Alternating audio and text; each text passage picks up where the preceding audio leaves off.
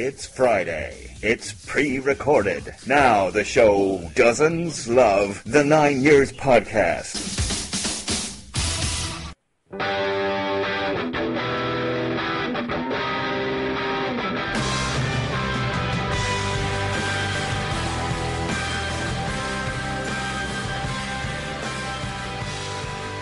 Hello everybody, welcome to episode 216 of the 9 Years podcast. You're listening to the voice of Nick Draper. I am joined as always by the face of the BBC Sport website, Mr. Stuart Deacon. Stu, say hello. Hello, Nick. Do you know what? Just very quickly, I saw that picture the other day. I was going through some of the old pictures, and I come across the BBC picture of them, me in an empty terrace. Social distancing before social distancing was a thing. Yeah. We're also joined by George Jones. Hello. The face of a nation in desperate need of hairdressers to open up once again. And today, as you'll have seen, a very, very special guest, and absolutely delighted and honoured to welcome our guest today, which is Neal Ardley. Neal, thank you so much for taking the time to speak to us today. It is much appreciated. How are you getting on? Absolute pleasure to be here, and you're getting me out of loading up a skip on my driveway. So you can talk to me for as long as you want. Are you having a bit of a renovation, or is it just a clear out or move? What's going on? My wife was getting bored, so I think she just decided the loft and the sheds and everything was due a clear out. So it's not the best thing to be getting on with. Because whereabouts are you based now? Are you still down in Surrey, or have you moved now? Or what's the family are in Surrey. Me and Coxie have a flat rented for us up in Nottingham. So, prior to these last, whatever it was, 6-8 weeks, I've lost track of time now. Prior to that, it was hard, being away from home, only getting to get home late on a Saturday night and be back off on a Monday morning. So, grabbing time when we could, but this is more than made up for it. And just me being nosy a little bit, obviously I'm in education, I'm a teacher. Your wife's a teacher as well, is that right? She's doing teaching? She was a teaching assistant for a few years at Westbourne Primary in Sutton. Yeah. So she was doing that for a few years, but we just found that the time slots didn't quite work as far as me being getting that time away from football, and we never got to spend any time together. So, yeah. Of course, no, absolutely fair enough. So, Notts County then in the position where you actually know your fate, kind of thing now, as opposed to ourselves in the Football League. The National League have voided the season. Not quite. They voided all the remaining fixtures. They're still looking to see whether the playoffs are a possibility. Right. Okay. Good. That's going to be my next question, because as it stands, or when the lockdown was brought into play, you were third in the league, in really good form. I think you'd won 4 on the bounce, narrowed the gap to Barrow, but pretty much cementing your playoff position. So I'm assuming you're hoping that there's a way that these games can go ahead and you can try and get your Football League place back?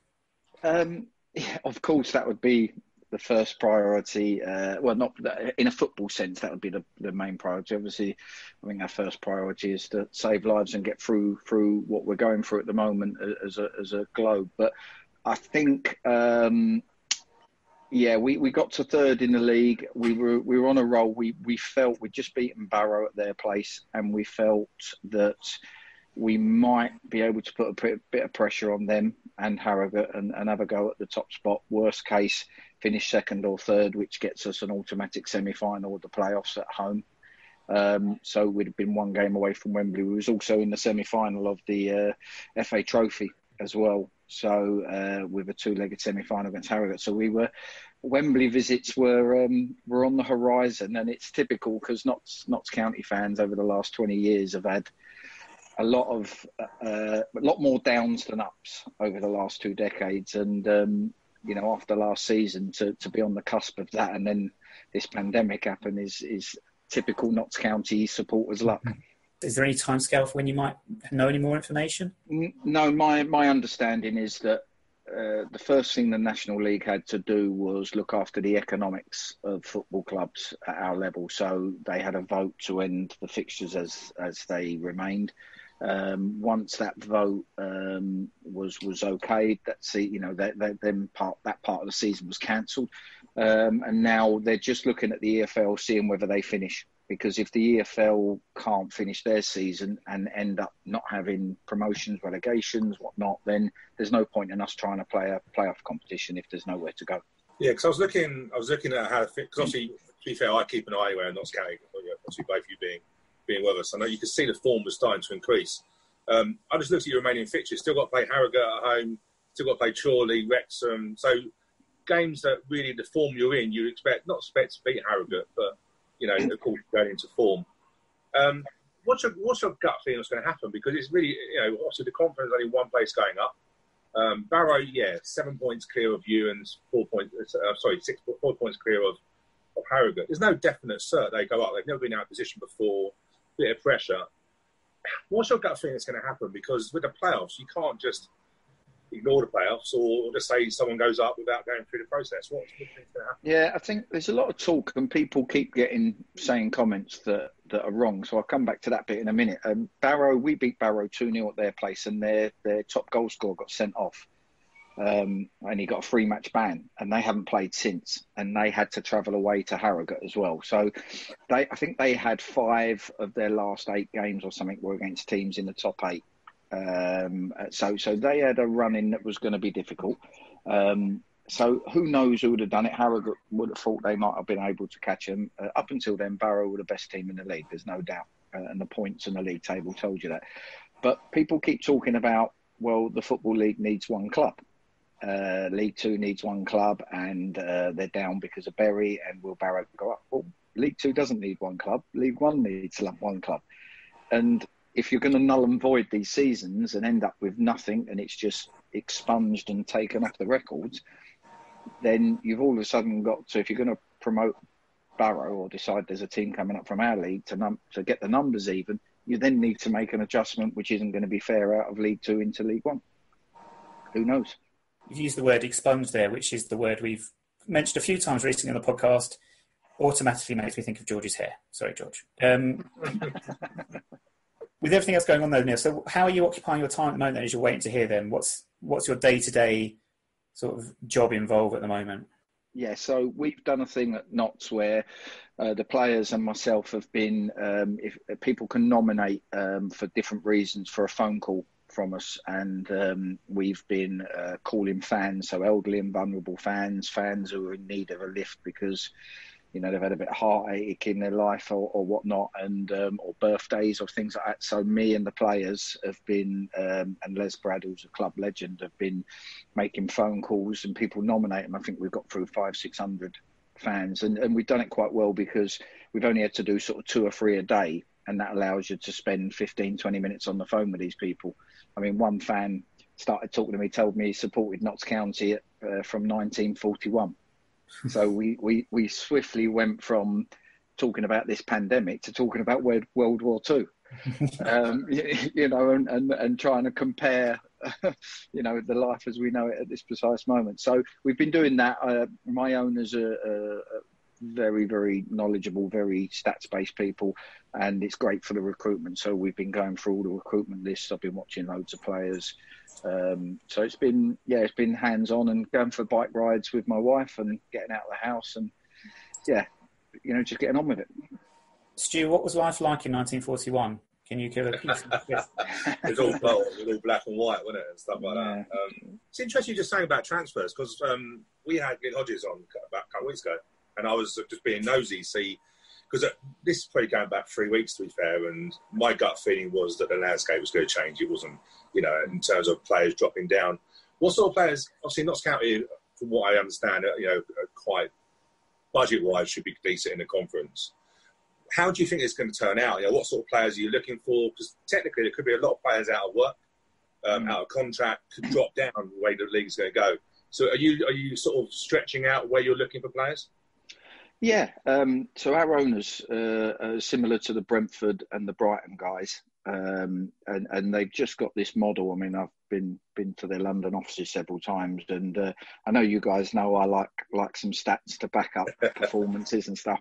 Well, these guys are just on a different plane, and it's brilliant for me as a manager because basically, we've lost 1 or 2 games this season, 1-0, where the stats have been so in our favour as far as 68% of the time we win that game, but it just happened on that day that they got the 12% chance and took their one chance they had. And the owners come up and go, yeah, no problem. Off we go. Well done. Well played. I thought we were good today, because the performance warranted and it's great for a manager instead of having to explain yourself to the board. So with the players, they're using their model. They've got incredible details on players throughout Europe, ratings of leagues, everything. So if we want to look at wide players, we'll type in wide players and it'll bring up all the different qualities of the wide players that they've rated with an overall rating. We might be looking for something specific. We go in who's high on that. We draw up a list. I watch them, look for, what we're looking for, whether they've got the work ethic. Then you might make a few inquiries as to what they're like as a person and stuff like that. And we narrow down a short list. And for me, it's brilliant because, as you guys know, recruitment's tough and it's the toughest part of the job to try and get it right. And you've got a group of owners who are basically saying, use all of our knowledge and data. I mean, you guys will know it was slightly before my time, I think, but the old Wimbledon were a little bit ahead of our time in a way in regards to using stats, weren't we? Was it Don Howe, if I got this right? He was very much into that. Was that something that you were aware of when you first sort of joined the club, or did that come in later? Yeah, I think back in when I used to play, it was very much the stats used to be, people putting crosses in, chances being created, goals scored, whatever.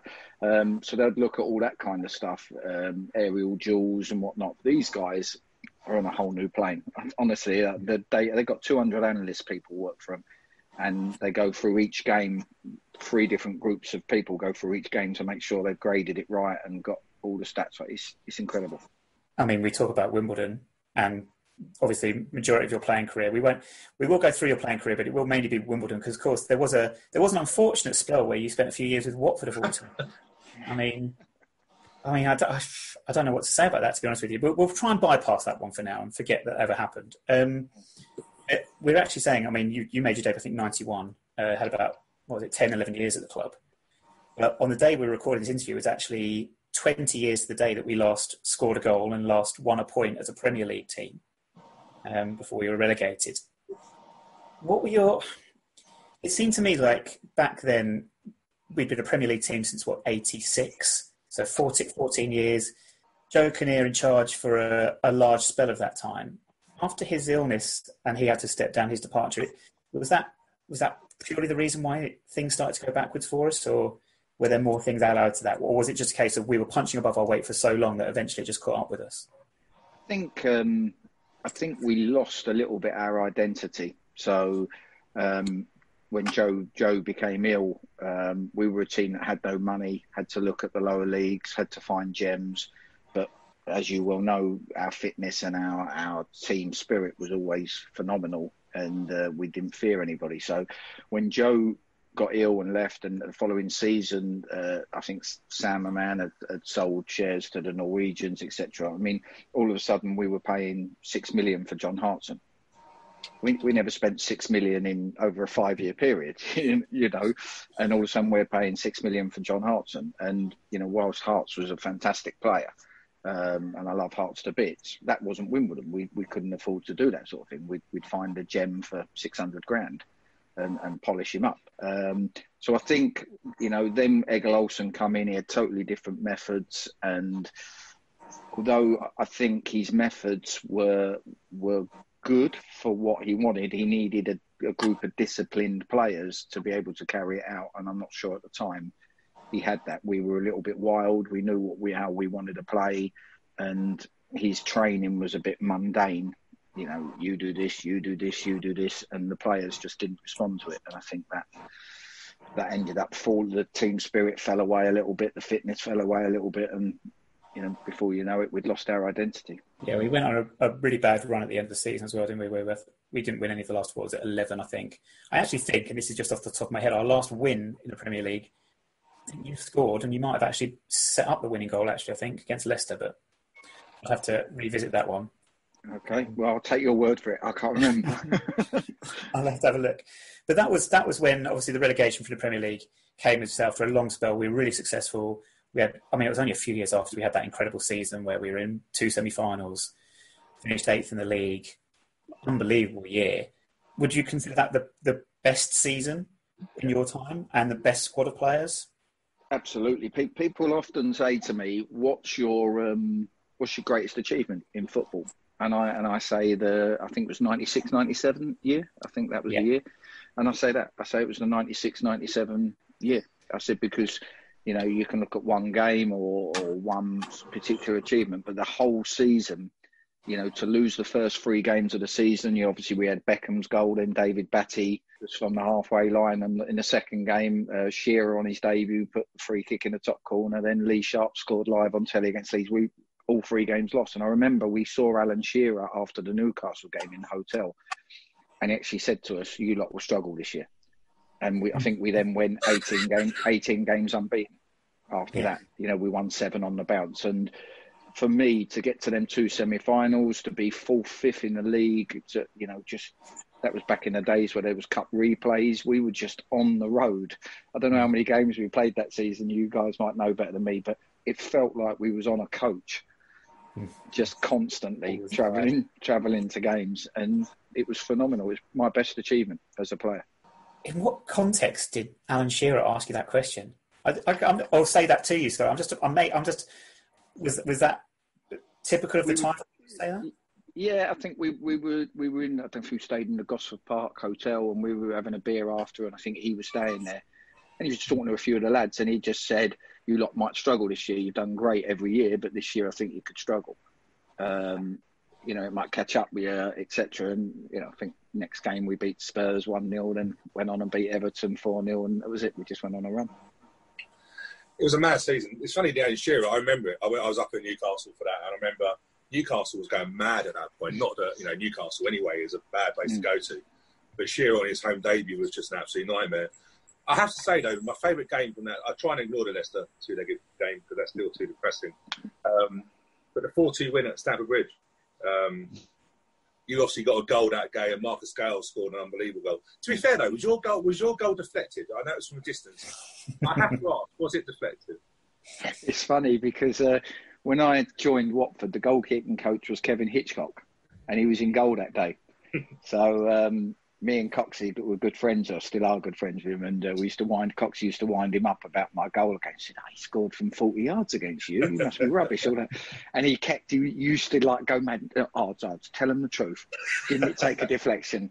And I always used to claim it didn't. I just moved it in the air. But thinking back, I think it did take a slight nick that just put him off, because it was weird because it went in the middle of the goal, didn't it? Yeah, I was going to say also, one of my favourite players, obviously you were anyway, not from at all with that, but Leonardson, obviously, I've always thought he was one of my favourite players, obviously one of the first foreigners to come over. How did you find playing with him?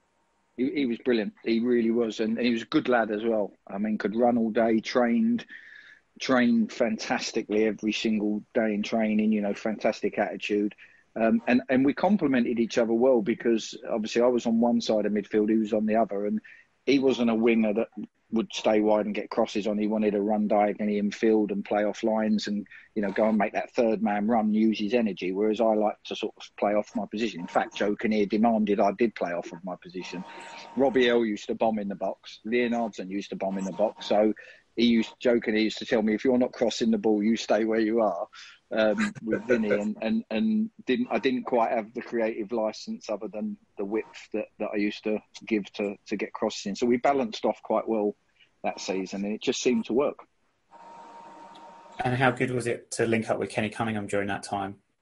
I often tell stories to people now, Kenny Cunningham, about Kenny. Kenny Cunningham was one of the best talkers on a football pitch you'll ever meet. I mean, he had an incredible knowledge of the game. And I'm surprised he hasn't gone into coaching. Maybe management, I don't know, is different slightly with management, but he was a great talker. Used to just, that would do you, off you go, give you all the information you needed. And the only way I can liken it, when he moved into centre back for the Wimbledon further down the line, when we got relegated, remember we used to have Mark Williams as a centre half, and Kenny Cunningham used to play with him. If you took Kenny Cunningham for whatever reason, and he's 5'11", not huge, not quick, not strong. If you took him out of that back four, they played like 4 individuals. If you put him back into that back four, they were a unit, and the difference was phenomenal. So yeah, great comment there. Kenny Cunningham was a hell of a player. And it's when you start thinking about these players and you look back over names and you think, wow, the amount of talent we did actually have around those times. And you've mentioned one there, Robbie Earle. I was going to ask you a bit later on, like the best, most talented player you would have played with. I'm assuming he is somewhere near the top of that list, if not at the very top. It's quite strange with Robbie because actual natural talent, he wouldn't be high up the list as far as natural talent. I'm talking about the ability to manipulate a ball off of either side of the foot, drop a shoulder, whatever. Robbie wasn't that type of player. He was solid. He was dependable. He knew what he was doing.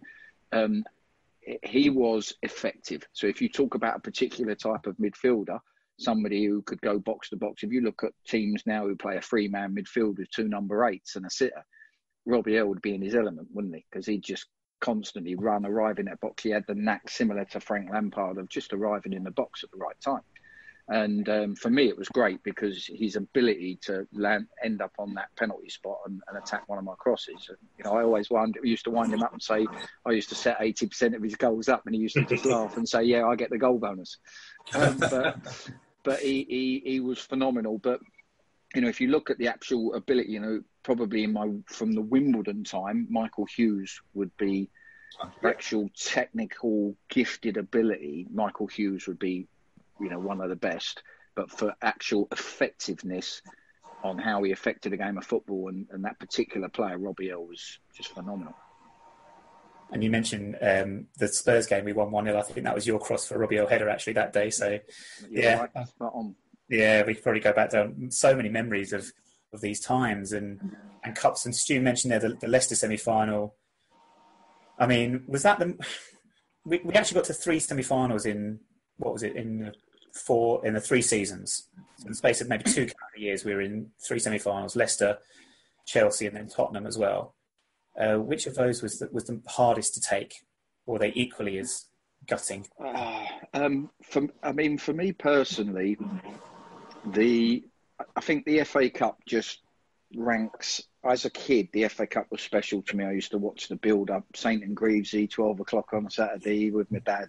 The FA Cup was always pretty special. So the semi-final against Chelsea, bearing in mind we'd beaten them 4-2 that season, as we spoke about earlier, that was one that I was sort of most down about after the game for 2 reasons. One was a personal one for me, and the second was the team and going out of the cup, because we just felt like it was going to be our year to recreate something special, and I think Chelsea had worked us out from before, done a lot of homework, and rather than just go and play their own game, they made sure that we couldn't play ours as well, and eventually their quality shone through. Yeah, I mean, I think we all remember that day. Let's not pick at that too much. Actually, the Spurs one came to an issue because we'd been into the 2-legged semi-final with Leicester, and the Leicester game we'd got a 0-0 in the first leg away from home. We thought, great, that's exactly the sort of result we need, and then we got, of course, stuck on the away goals rule. Did the mentality change a little bit? Or obviously, we got the 0-0 at White Hart Lane as well. It seemed to be, we almost felt like we were going to be repeating a similar mistake. Was that how it felt to you at the time, or were you factoring perhaps that Spurs? I don't know if you factored in that Spurs were perhaps had a little bit more quality than Leicester would have done, and a 0-0 would have still been, or in this instance, a better result than the Leicester 0-0. To be fair, you don't play for any particular result. We had a habit of going everywhere and getting results. So we've been Old Trafford and won, Anfield and won. So when we went to Spurs, we'd have gone there to do a job on them and try and win, And I remember that season because me and Kenny Cunningham had to mark David Ginola, I think, about 5 times in about 3 weeks. It was, we had like the 2 legs, a league game, a replay or something, and it was just like, I think in the end, I never got to go forward because me and Kenny was saying, stay here. Yeah, I think Spurs had a bit more quality. And I think, is that the time when Stefan Everson hit the volley from 35 yards or something in off the bar? I mean, that's what beat us. Yeah. Slightly offside, if I recall correctly. Arguably offside when he first I can't remember. I just remember thinking, this sod's luck when he hit a goal like that in the semi-final. But I think we were always, for quality of teams, when we played against these Spurs and that, we were always punching above our weight a bit. but we had an incredible habit of, just giving these teams an awfully tough game every time. Before we come off, obviously your playing career at Wimbledon, Joe Kinnear was always an interesting character in terms of manager. He's described as the best 10-3 manager there is.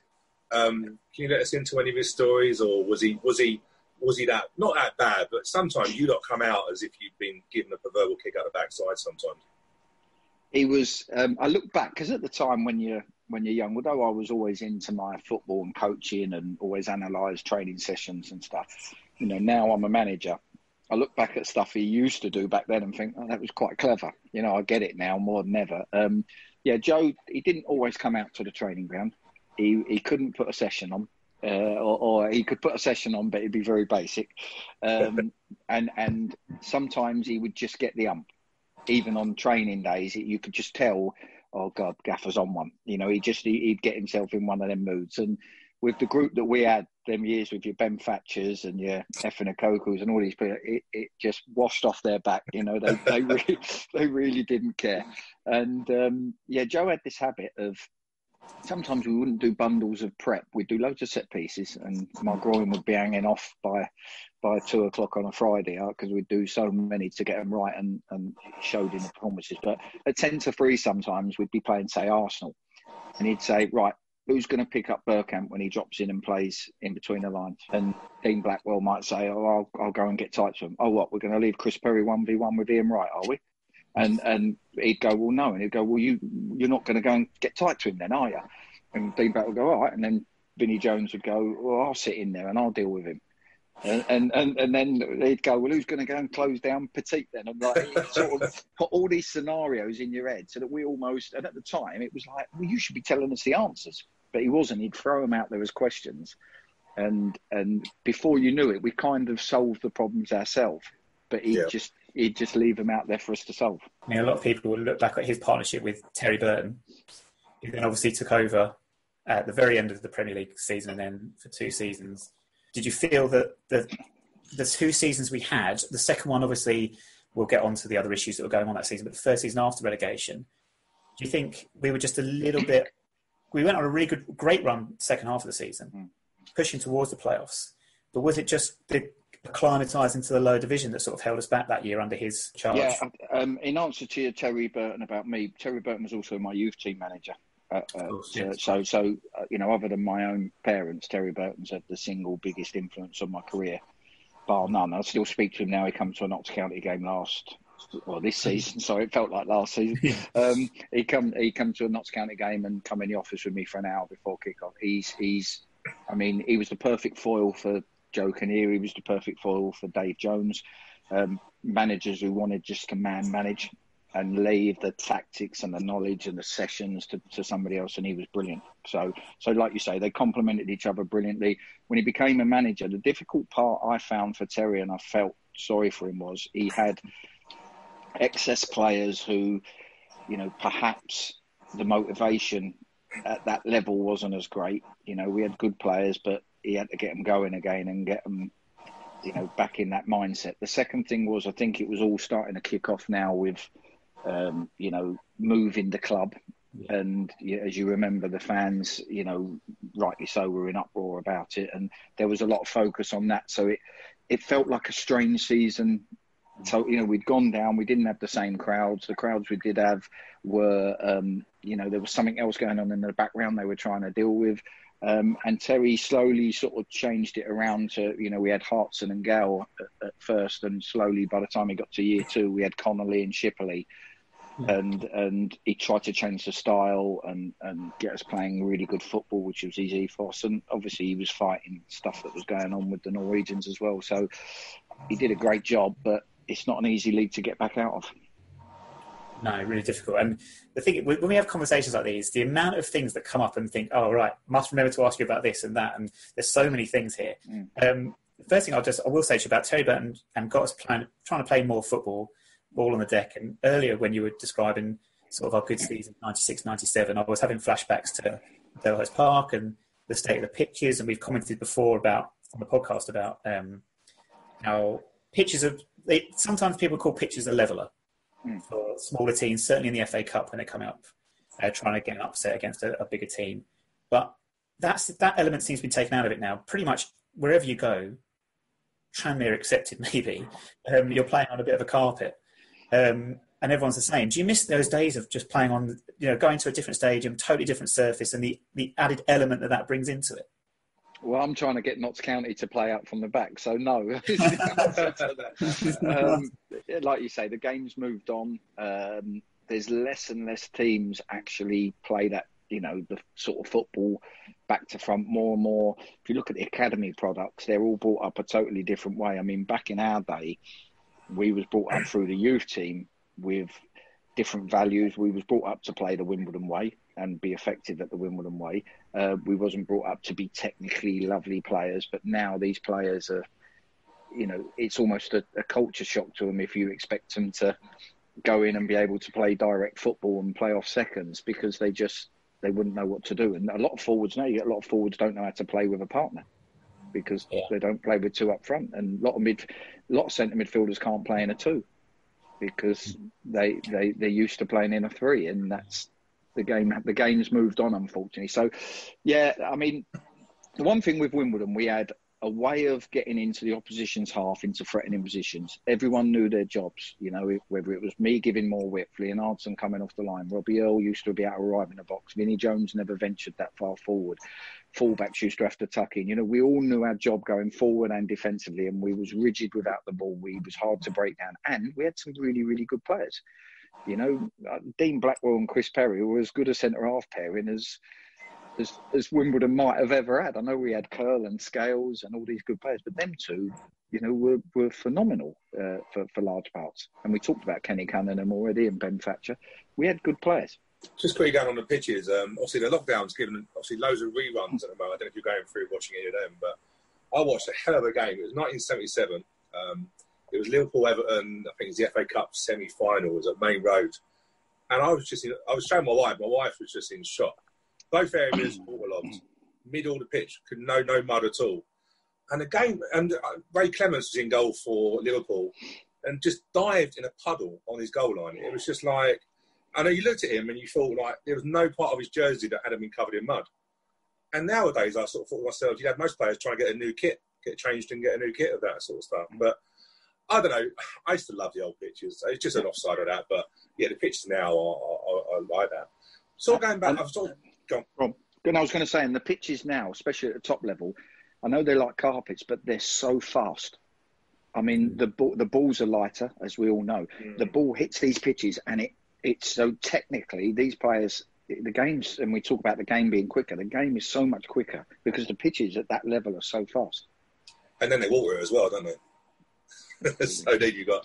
Going obviously to the relegation season, we've been speaking about it quite a bit. Bradford 3-0 game. What are your memories of that? You want to talk about the fight in the dressing room, or do you want to talk about on the pitch?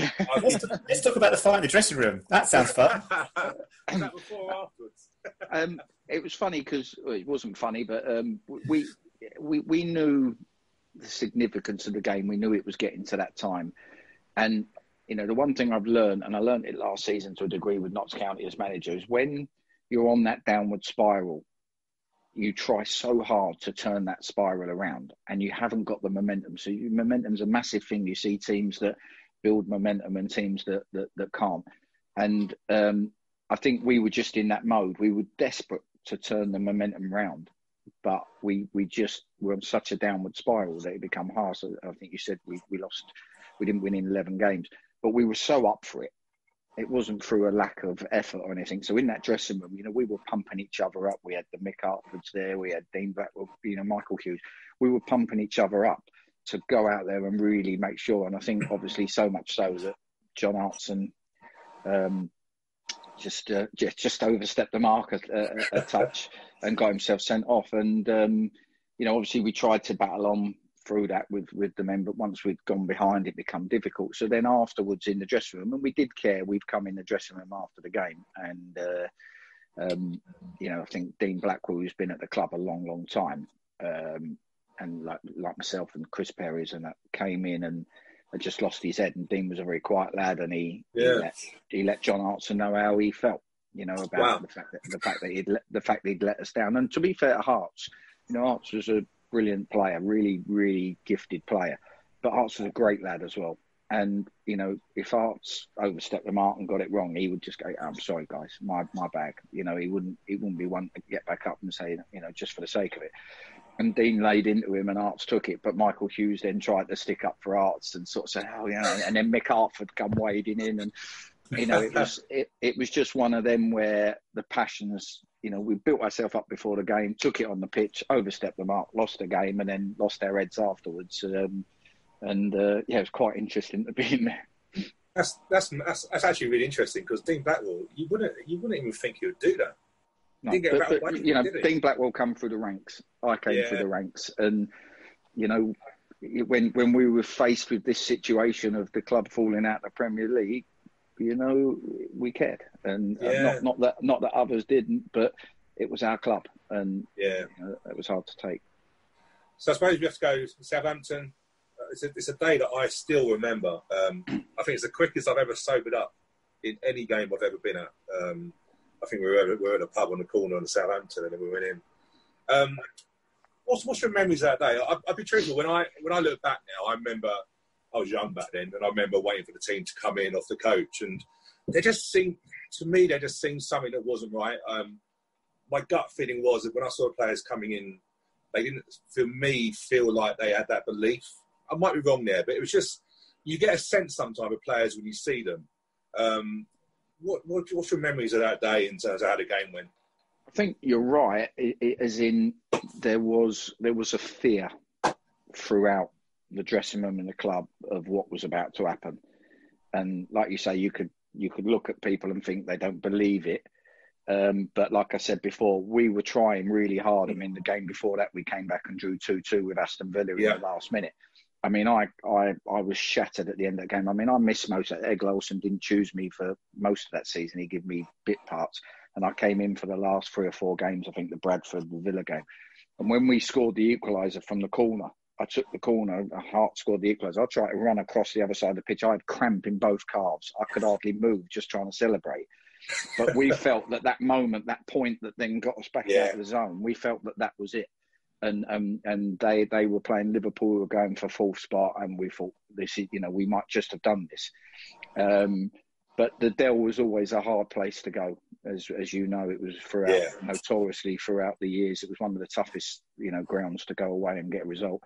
It was a hot day, and I remember at half time coming in, and no one wanted to know the result of the opposition, and I came out in the tunnel area before anyone else, getting ready for the second half, and I just looked over to a guy from Sky and just give him the eyes as if to say, how's the other game going? And he just shook his head, give me the as if to say, not what you want, not what you want. And I was like, oh no, we're going to have to come back and get something from this game. And it was one of them. I think, like I said, momentum wasn't there. We burnt ourselves out. We tried, but we just, there was too many things wrong behind the scenes. And I'm a big believer, and I learned it last season as a manager at Notts, when there's loads of rotten stuff or lack of fitness, or the coach wasn't good enough behind the scenes, it shows on the pitch. I do have to ask though, the Bradford game, what were your thoughts on the referee that day? Do you know what? I can't remember. I remember the game. I remember parts of the game, but some of it becomes a blur. I can't remember a thing of the Fleetwood game when we won to stay up. There's certain moments of a game where you just can't remember. I know obviously he sent Arts off, but I can't remember. Was he terrible throughout it as well? It's just a handball. The penalty was a handball, which I don't think anyone thought was a handball against Ben Thatcher, and then a handball in the lead up to Bradford's second goal. I mean, we talk about quite a big thing on the podcast, actually. It'd be interesting to get your views on this, because you've just said it there. At the end of the day, our relegation, there's so many factors involved in that. Of course, you can't point to one referee's performance on one afternoon. And we say this all the time about referees and things like that.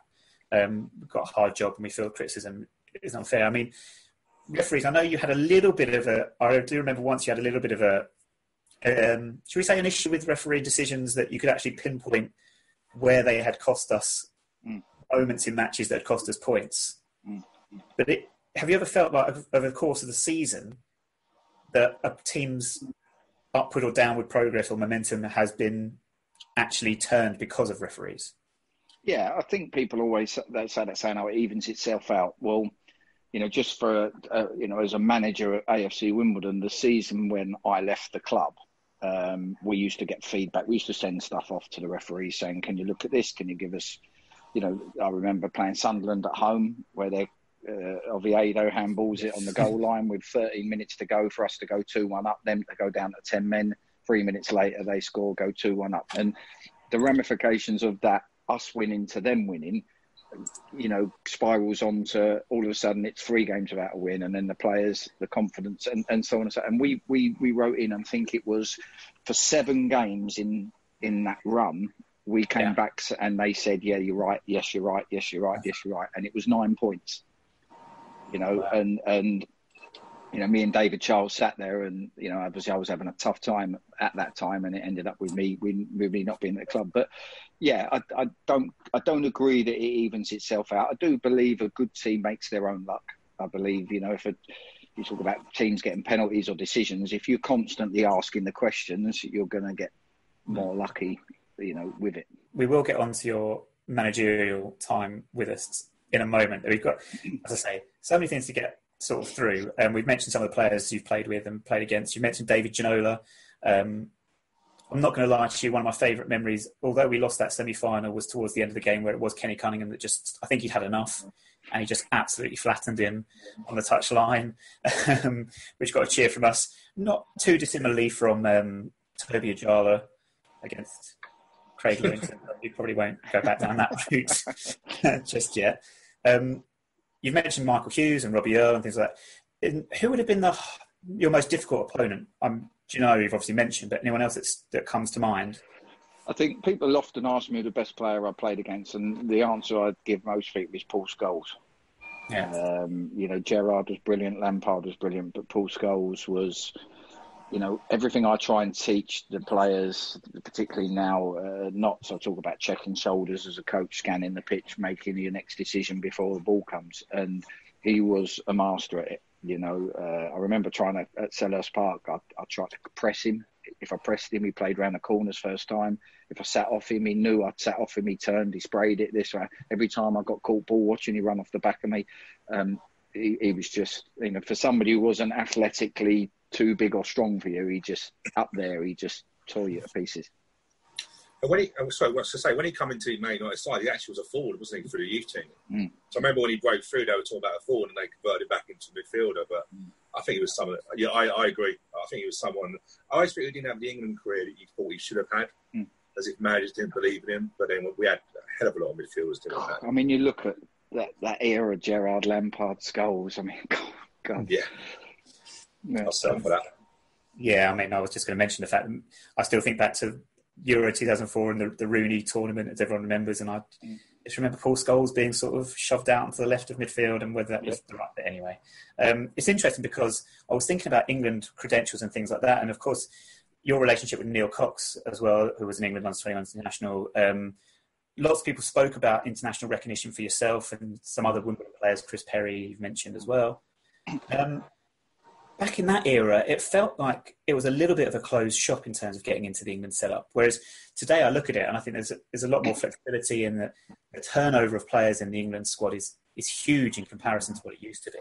Do you think the so-called big club bias was in effect back in your day? Yeah, massively. And I'm not saying for any stretch that I should have been playing for England. The season we was talking about earlier, the 96-97 season, this is one of my other biggest claims to fame, was I come second in the assist league for the year. I think it was Cantona 1, me second, Bergkamp third, Juninho fourth, and it's like, it's my claim to fame. But John Gorman, who was Glenn Hoddle's assistant, came down and watched quite a few of our games, and Daley Thompson used to work with us at Wimbledon at start times, and he said to me, sat next to him in a game, and said, "Who are you watching?" And he said, "Neal Ardley." Coming to watch Neal. So it was great that you were even being talked about at that, because I was creating a lot of chances. We were winning games, but obviously David Beckham come on the scene that year, I think Darren Anderton was a very good player. I played with him in the 21, so he was somebody that Glenn Hoddle liked as well. So, like you say, big clubs, good players, but they were probably better than me anyway, quite clearly, and deserved to be ahead of me in the setup. As I say, we were going to talk about your managerial career, but at this point, I think it's been quite a while. Might be worthwhile just having a quick break for a second for George to get involved with his game. Now, George tells me that the answer to the game is a player that played under you, not with you. So for that alone, George, we're going to have to sack you at the end of this. But do you want to introduce it, George, our game, Paul or Sue? Yeah, so this is a game, it's sort of a guess-a-player game. The answer is going to be someone who played under you while you were managing us. There's 3 rounds of clues. The first round of clues is 5 players this player has played with at different clubs. Second clues is 2 managers this player has played under. And then there's a final clue, sort of a giveaway clue at the end, if no one's got it yet. Have I explained it with any sort of dignity this week? That's good. I think we get it. Yeah, just don't mess up with something like Barry Fuller played for Oxford when he ever did. I have cross-checked this week to make sure I don't do that again. Go on in, George. So the 5 player clues are Will Ampwee, Carly Osborne, Gary Alexander, Callum Kennedy, and Adam Barrett.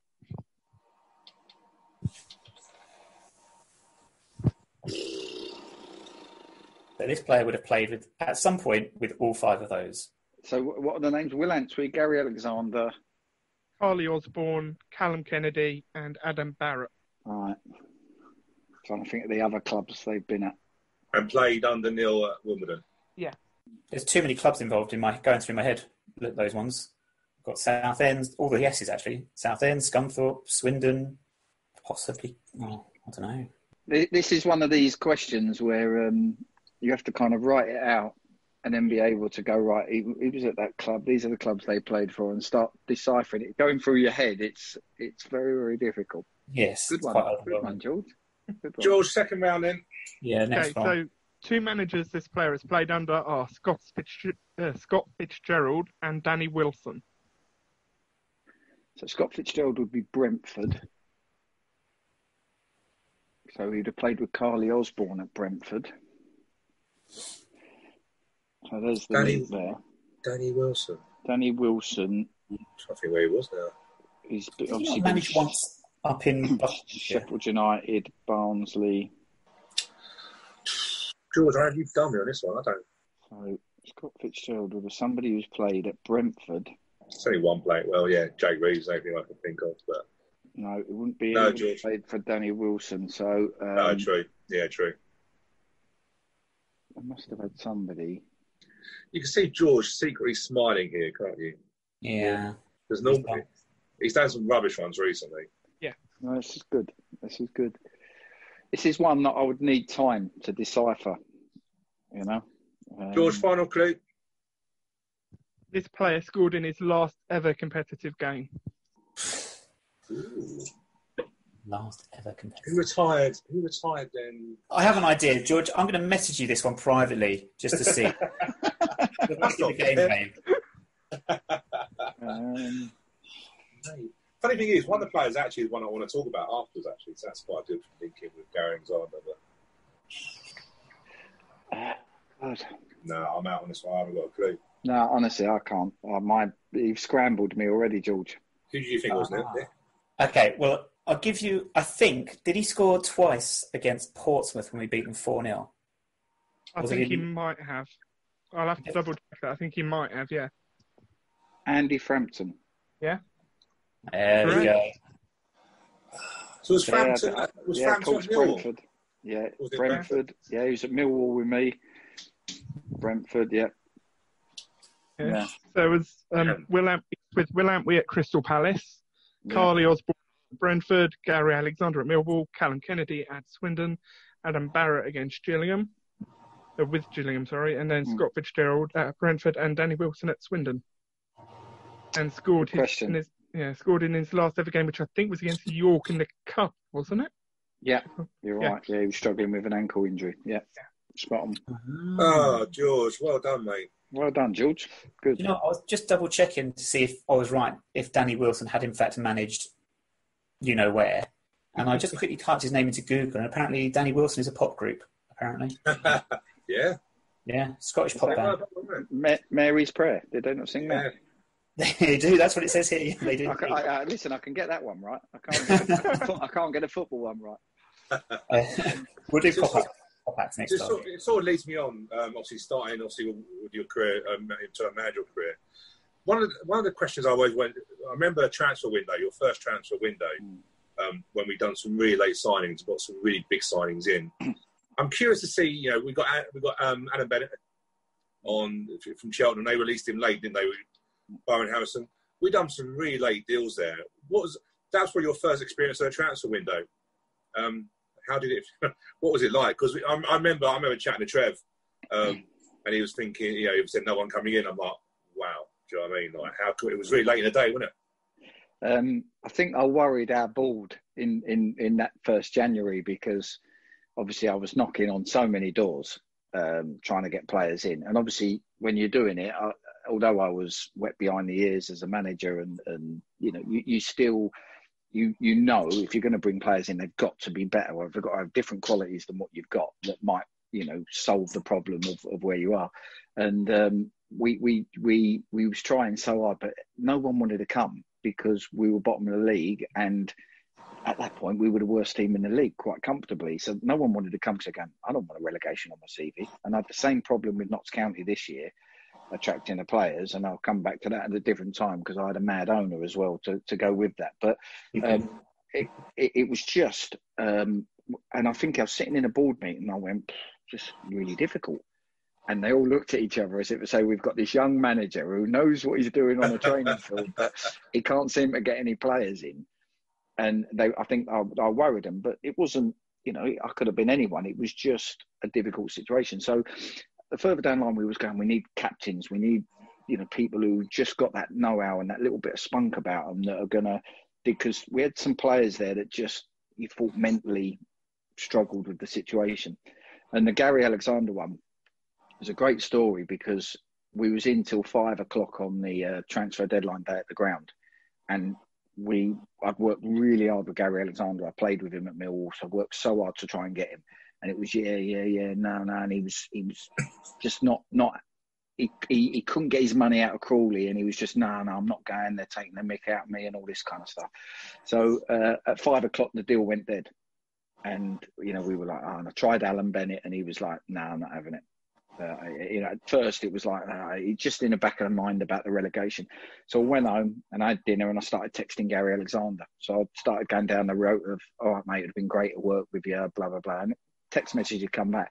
By the time I got to the end of my meal, I was starting to get some positive feedback and quickly ran off, rang him and said, look, mate, we can still do this, blah, blah, blah. Oh, yeah. And eventually, if you're going to leave, mate, I've got to get Byron Harrison out to be able to afford it. If you're going to come, you need to say yes, and we'd do it. Drive to the ground now, and I'll sort the rest out. He went, okay, I'm going to do it. So that was it. I had to ring David Charles up, Eric up, everyone to say that I had to ring Byron Harrison up. He had to come to the training ground that night. To the stadium that night. So we were all turning up at more or less at the same time. Byron Harrison's leaving, going to Cheltenham, and so on and so forth. And we got it done at 10 to 11. And about 10:15, Alan Bennett's agent comes back to me and said, is that offer still there? So all of a sudden we were like, yeah, definitely, blah, blah, blah. So we had to send Alan Bennett an offer. He had to cancel his contract with Cheltenham. So I had to get him to drive to Cheltenham's ground, cancel his contract with the promise that we'd sent him an email saying we'd sign him the following day as a free agent.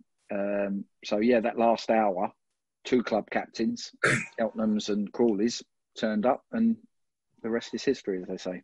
Because they were big signings. I remember that transfer window really well. I think it was one of the big windows in terms of where it was a hard, you coming in was really tough, what you had to come into and stuff like that. And we just didn't really have those leaders. And yeah, I think Gary Alexander and Alan Bennett, I think for me and probably a lot of fans convinced us thinking, actually, Joe, what we've got something about us now. Because they made a massive difference, didn't they, on the field, especially towards the end of the season. Yeah.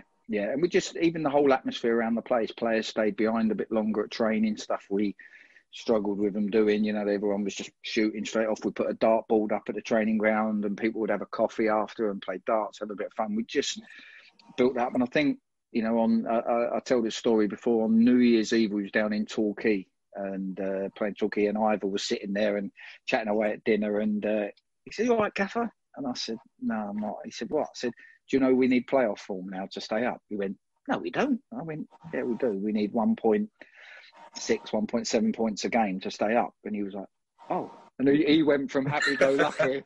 I just saw it drain the life out of Ivor that night. And but I just knew that the task ahead was ridiculous. I think we finished 8th from that date. So then we finished 8th in the league and got to 53 points.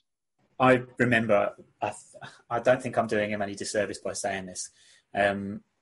Soon after you joined us, I think it was the following season, I remember Ivor came in and we had a chat. And he said that in terms of your managerial career, he says he couldn't imagine anyone having been dealt a worse hand first managerial position than you had been when you signed for us. Did you see it quite as badly as that? Yeah. Yeah.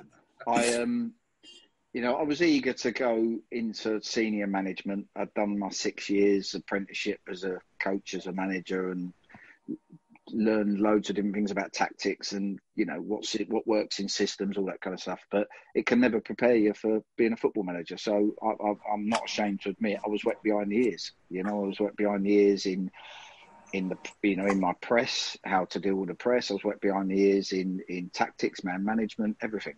And your personal skills can come through, but it was, and I remember sitting down with Eric in, I think it was mid-November, towards the end of November, and I told him quite clearly, look, you're not going to like what I hear, but you need to expect that we'll be bottom of the league at Christmas. And he was like, I think he, at first he might have been a bit worried that it was a negative comment, but I just said, look, it's realistic, and we can hopefully do a good window and try and turn our fortunes around. But this group, every time they weren't fit enough, and since I spoke to Terry and a few people, because they were having problems with the recruitment in the summer, they went easier in pre-season because they didn't want to get anyone injured. So hence, we ended up with a sort of not quite fit enough squad. And I know you guys will probably know better than me how that pre-season went. I think you got beat by Reading 7-0 and had some. Yeah. So there was kind of like this spiralling effect of lack of fitness. So then when we started trying to work the players harder, they were breaking down. We was having to take a step back. So it was all these things meant that by Christmas there was, very little likelihood that we would have climbed up the table. And a good window was going to be needed. And as Stu said, you got in a lot of experience in that. But actually, across your time with us, I think there was your squad seemed to have that real base of experienced professionals. We've mentioned Frampton, Robinson, Alan Bennett, all those likes, but a real emphasis as well of getting a lot of youth and young players through. Is that the blend you're always looking for? Or is it also an element of budgetary constraints in terms of what you can afford as well? That means sometimes you have to go younger? Yeah, I think you need to. It's just good players. You keep your eyes out, and if a good player's 19 and he wants to come and you can afford him, then great. If a good player's 32 and still got enough legs to do a great job for you, but bring leadership, then great. So there was no set thing, and I'll come to it probably a little bit later. But probably the biggest mistake I made in the summer of my last season was to try and categorise what we was going to do. As far as we're going to go in a different direction, and it ended up, not quite working. But it is about trying to find and attract, and that's what I look back at my time at Wimbledon, and the one thing I'm really proud of, and people might not know, is how hard I work behind the scenes to attract players to come to the club. And I always say there's a number of reasons why players would sign for a football club, and normally the first one would be money. Because, if somebody's going to pay, and most human people would relate to it, if somebody's going to pay you $3,000 a week and somebody else is going to pay you £1,200 a week, it's a short career. You're going to go for the $3,000 a week. And ultimately, that's the first thing that wins the day. The second thing is the grandeur of the club. Sometimes they'll take less because they're going to this Sheffield United with this fantastic stadium and history and whatnot, and they go, it's Sheffield United, and that'll get. And then the third thing is the manager selling himself so much that the player goes, oh, I think I want to go and play for him. And obviously with Wimbledon, the one thing that I had that I could sell was the story, you know, of what had happened over the years. So that helped me in the sell. But I worked so hard. I travel around the motorway in my summer. People always used to say to me, oh, I bet you're looking forward to a break in the summer. And I used to look at them as if to say, you know, the summer's mad for me. You know, and to be able to sign Matt Tubbs, Akim Fenwa, Tom Elliott, Lyle Taylor, you know, these players who you guys have idolised and have been fantastic for you, it took so much hard work, you know, taking phone calls on my holiday, walking off. And I'll tell a story. I was in Greece with my family, trying so hard to sign Matt Tubbs. And his agent, who I know well, was so difficult to deal with as far as he drives the hardest bargain. And Tubbsy was like, oh, do I really want to go on loan to little old Wimbledon? It was kind of one of them scenarios. And I'd been on the phone so much. My daughter wanted me to play in the pool and all this kind of stuff. And I was on the phone trying to... And in the end, she just walked in. She was only, I don't know, 5, 6. She walked in and she went into the room. She went, well, Dad, have we got Tubbsy or not? and my wife just looked at me and said, if that don't tell you... And I was... So, you know, fans won't see that, but you know, that's probably one of my biggest achievements is some of them players that you guys, you know, talk about that represented your club in such a brilliant way. All that work was worth it. It's interesting you say that. I think when we look back at, especially, you know, towards the end of your time at the club, recruitment was one of your biggest strengths. It was such a... We look back at that League Two playoff winning side and the characters in that team. We've highlighted it now. You know, the difference between that team and the team we have now based on youth and stuff like that. With the Matt Tubbs one, were you gutted that we lost him in that window? Because Bayo and Tubbs were on fire. Up to that, they were like, in terms of partnership, I didn't see much better in League... Well, I haven't seen much better in League One, to be fair.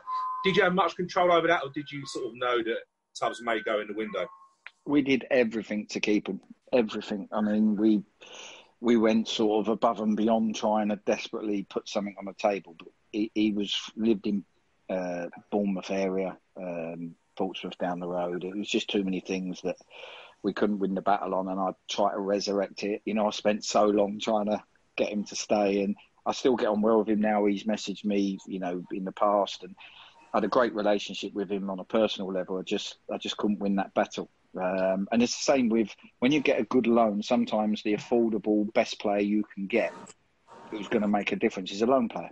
But you know, if they have a good first half of the season, Michael Smith, yeah, you're going to lose. Michael Smith didn't know how to score a goal. We worked, and Bass particularly worked really, really hard on teaching him the stuff, you know, middle of the goal, where he does his work, and all of a sudden 10 goals and some Charlton sell him for 300 grand, you know, and you just have to hold your hands up because, you know, that's the way we had to deal sometimes. I mean, with lots of success stories in terms of players you brought in, and you mentioned, well, there's no chance we were going to have a conversation with you, with Stu, that didn't involve Lyle Taylor at some point. In fact, you can't see because Stu's moved rooms now, but he has got a signed photo of Lyle on his bedside cabinet. But one of the... Tom Elliott was a huge success story. Adebayo Aziz, for me, was a big success story. Did you take pride in how he developed as a player in his time with us? Because I look back now, I felt like he was here for ages. I think it was only the 2 seasons he had with us. But he came on a long way with his time under you. Yeah, and when we looked, we knew if we were signing, you know, if we had Akim Fenwa, we was trying to sign Tom Elliott, we was trying to sign Lyle Taylor, we knew the fourth striker needed to be a project because, you know, you wouldn't be able to get 4 top strikers who all want to play and keep them all happy. So, yeah, we knew we had to, that fourth one had to be that type of player, and Addy fitted the bill perfectly. And, you know, sometimes people used to say, I remember that season we got promoted, opposition managers used to say, bloody hell, you know, we deal with Elliott and Taylor and we take them off and you bring on Akim Fenwa and Aziz. And they used to often say, we think you've got the 4 best strikers in the league as far as a, you know, not individually, but as a 4 that could complement each other. You've got the best strikers in the league. So just, you know, we worked hard at the recruitment and it paid off that year particularly. I think in a way, though, you spoil us in a way because I now look at it now when we don't have enough strikers on the bench. Because to be honest with you, that season, you know, we literally used to say sometimes, you know, you play for 60 minutes. It used to be very regular, 60 minutes, half an hour, bring on Aziz or whatever pairing was. And that last half an hour, we used to win a lot of games in that time. I do blame you for spoiling us because we don't have that now. But I do remember how you got those. That season was mad, but the strength we had on the bench was just, I thought, ridiculous. Yeah, and it came with its problems. I tried early on in the season to incorporate all three. So you remember I tried to play 3-4-3 at the start of the season so that we could have width in the team and have Elliott, Akinfenwa and Taylor all as a front three. And it didn't work. We know that it didn't work. And I tried to play Elliott and Lyle Taylor wasn't quite fit. He didn't have a proper pre-season, so we needed to build him up. We tried to play Elliott and Akinfenwa together, and that didn't work. They both wanted to do the same job. So, it came clear that, all the best laid plans, they were going to need to share the load while we got Lyle Taylor fit. And I think Lyle got suspended. He got sent off, didn't he, at Mansfield or somewhere. And that gave us a chance to get the work into him he needed. And the rest is history with Lyle because he took off after that. But yeah, it's never easy. You go and sign the players and then you've got to work hard to fit them in. But I'm learning with that, even with my Notts team now. We've got 4 good forwards. We made a point of signing 4 good forwards, and I do it regularly with them as well. Go and run hard for 65 minutes because I'm really comfortable with what I've got on the bench as well. With the signing of Lyle, was that the sort of the almost cliche sort of situation where you've got a player that you can tell has got immense talent, and it's perhaps the mentality that was holding him back when you first signed him? Is that what your view on it was? Yeah, listen, Lyle is a really lovely man. And if you spend time one-on-one with him and you talk with him, he's a lovely man. Every now and then, he'll do something that makes you shake your head. And, I almost treat all my players like they're my kids, and sometimes shake your head as if I say, I didn't bring you up to do that. And that's what Lyle's like. And he is a bit of a maverick. And he did cause me, out of all the players I've ever managed in different ways, Lyle, Akinfenwa, probably were the ones I had to manage the best and be at my best to get the best from them. And he did, that's one of my biggest achievements, I think, is Lyle Taylor, because he didn't make it at Scunthorpe for various reasons. He didn't make it at Sheffield United. We signed him for £10,000. And, he's had his best spell of his career up until then. I think now you're seeing a slightly finished article even at Charlton, and he's sought after by many clubs. Did that wear you out though, Neil? In terms of Lyle is when I was chatting to him, Lyle was just great sometimes, other times just on a different planet. Did it wear you out though with him and Bayo, because they must have been draining to manage in terms of both had their needs and stuff. I can only think of, I manage individuals, and I think them two would just wear the hell out of me. How do you find? Yeah, I think, Bayo was brilliant the whole time. I still get on great with Bayo now. He's a really, really top guy. I only had one time when I really, really had to manage Bayo, and Tom Elliott was playing well. Bayo wasn't in the team in the build up towards the playoffs. Probably 10 games, 5 games building up towards the playoffs. And we had one game where I made a substitution. Tom was playing quite well, but I thought I'd try something different. Brought Bayo on. I think it was home to Oxford. And he come on and he didn't try a leg. Didn't do any of the stuff that he was normally very, very good at. And I wouldn't say didn't try a leg. I'm probably being harsh on him then. But he just wasn't motivated. And it backfired, and I think fans could probably see it. What a bloody hell did he make that substitution? Managers get that all the time. That's not an issue. But and I even saw it myself, and it backfired on me. And I came home and I rang him. And I never ring my players. I'm very relaxed and calm, and I'll speak to him on Monday morning. But I rang him and I said, "Look, I want you in the office on Monday. We need to have a chat."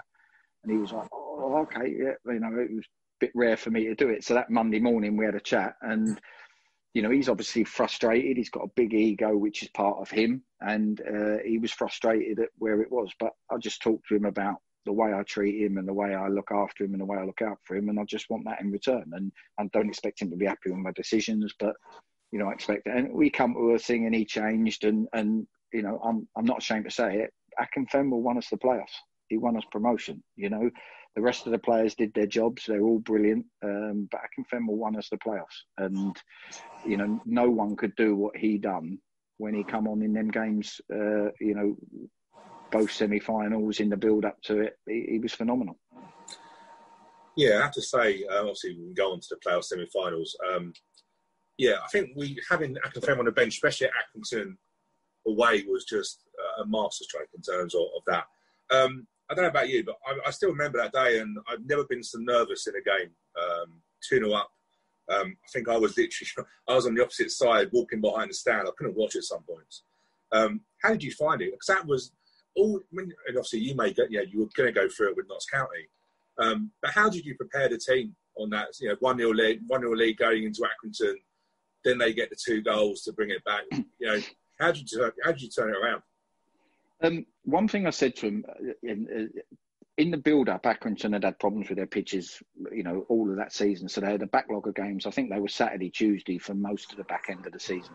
So one thing I said to the players is I tried to cover the eventuality that we might chase the game, because Accrington's a tough place to go, and we knew they'd come out like house on fire. So I said to the players, listen, whatever happens, you will finish this game stronger than them. Because they have not been able to train. They have been playing games constantly, and we'd rested our players. We'd got promotion at Stevenage. We'd freshened the squad up. We just came in the right momentum, right fitness, right everything. And I just said, whatever happens, you will finish the game strong. So, and I was trying to put it in their mind, even if we went behind or they scored, we're going to finish stronger. We're going to finish stronger. And as it worked out, as we all know, it did work out. But the second thing was a little bit of a tactical thing, that when they scored their second goal, we didn't feel the need to do much before then. But when they scored their second goal, their fullbacks were bombing on a lot. And I could hear their bench shouting from to bomb on. And I thought, right, now's the time. So I just said to the staff, we're going to go a front three. And if they want to gamble, keep sending their thing, they're going to be outnumbered at the back. So we brought Akinfenwa on, brought Aziz on, and went with a front three. And all of a sudden, their fullbacks were like, oh, shall we go? Shall we not? And they lost all their momentum. And not luckily, but we scored. Akinfenwa scored that goal that only Akinfenwa could score. Barry Fuller does unbelievable. Akinfenwa scores that goal. Momentum's changed. But now, all of a sudden, their fullbacks were like, oh, we don't know whether to go forward or not. And the whole complex of the game changed. How did the floodlight failure impact you? I know Bayo says that. I was looking back at it the other day, actually, because I still love that team. And he was saying, let's not go on because we play in the dark in Hackney. That happening, did that unsettle you? Did that unsettle the players? What did you do in that situation?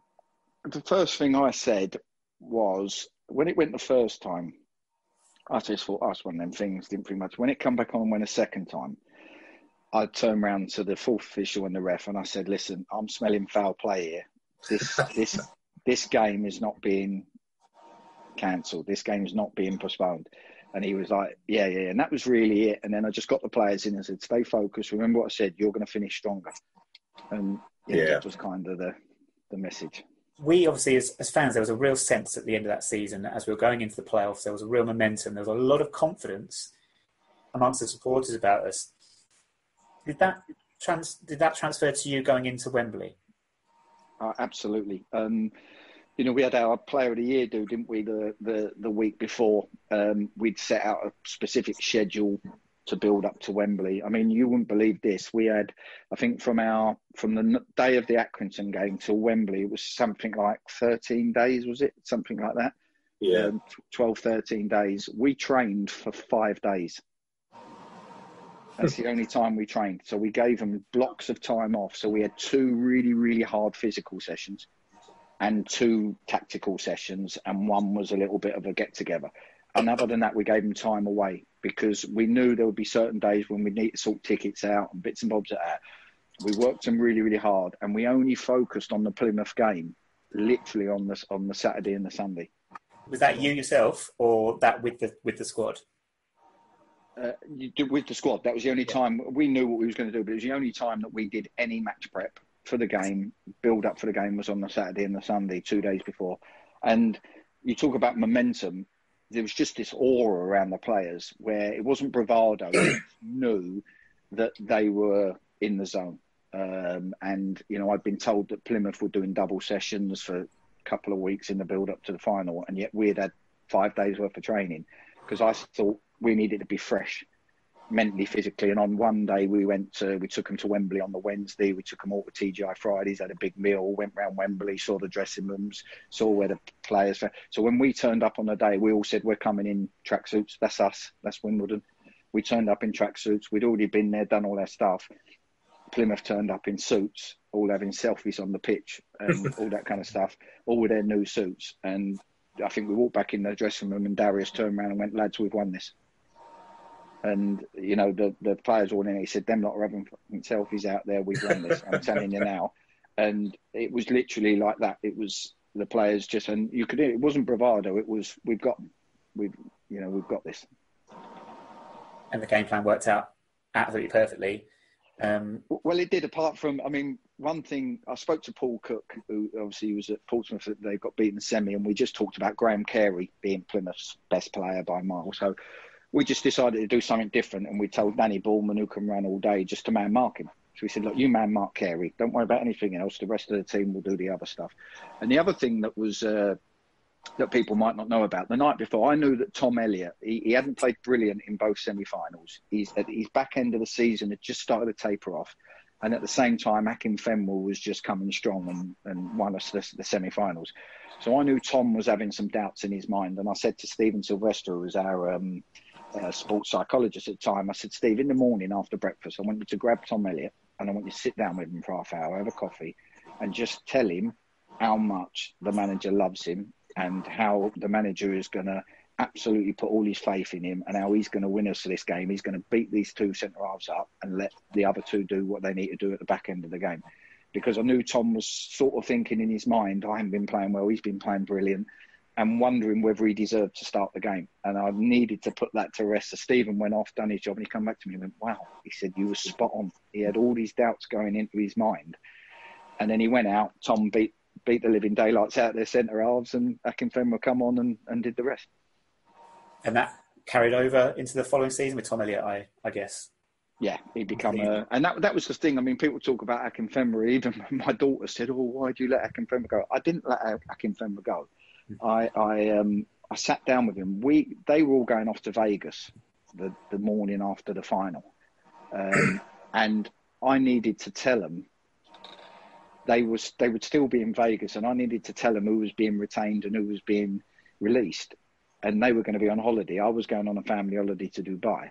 So it was like, I'm going to have to tell him before the final. So I sat down with Bayo and said, look, I'd love to keep you.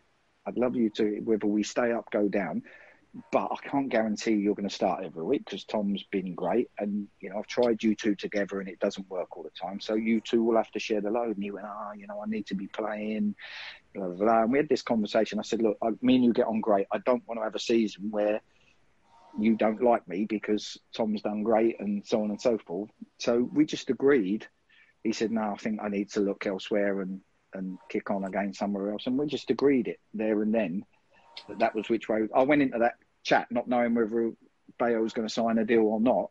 It was kind of a mutual thing. So I didn't release him. I just knew that it was going to be difficult to manage him if he wasn't going to be happy. And I needed to be honest with him. And that following season, Tom Elliott got Player of the Year. That's interesting, actually. I was just going to ask you that question because obviously when these celebrations were going on after Wembley, Bayo was also on camera saying he's released me. And it just made me think, you know, was it, obviously you've explained it there, but I wondered whether it was something you felt you had to do before. Obviously, I know you're going away on holiday, but do you do that with other players as well? Was it just Bayo? And were you concerned what the impact may be? No, it was Bayo and Callum Kennedy. And I just sat down with them and said, look, because they were the two that were up and they were the two, and I just said, look, to Cal, I don't know what league we're going to be in and I'm not sure I can offer you. And Cal I got on brilliant with Cal, still do.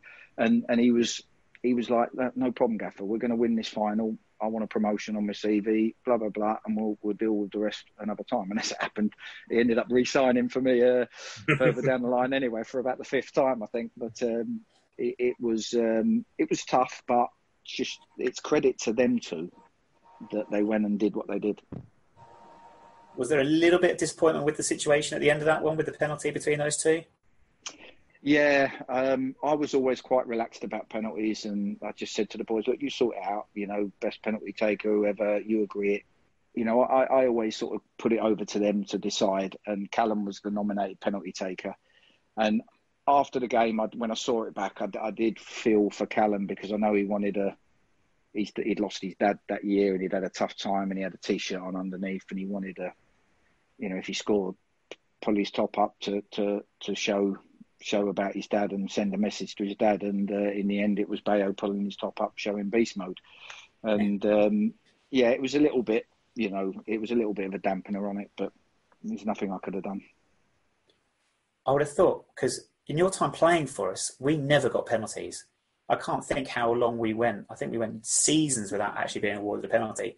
You'd have fancied yourself to score a few more goals, I imagine. Had we got Maybe it might have. It might have helped boost them. I think I always look back at penalties. I think that if you've got tricky players and you enter the box, with dribbling and tricky players, then you're likely to get more penalties. Wimbledon back in my day, we entered the box from wide areas and overloaded it from crosses, so probably didn't adhere itself to the penalty situation as much. Actually, of course, I'm forgetting that the very last normal league game, the year we went up, was Newport at home, where it was it Toyosi? Yeah. Who did exactly as you say, weaved in and out, took on a few players, got in the box, got taken out, and Bayo handed the penalty over. It's just, I suppose there's some sort of irony there. I'm not sure. That League Two promotion squad, obviously, we went on. We had a good season in League One. We had some disappointments along the way. Still some amazing memories. At the end of it, Lyle, obviously, you just mentioned him there, and we have to talk about him because it's Stu's favourite player.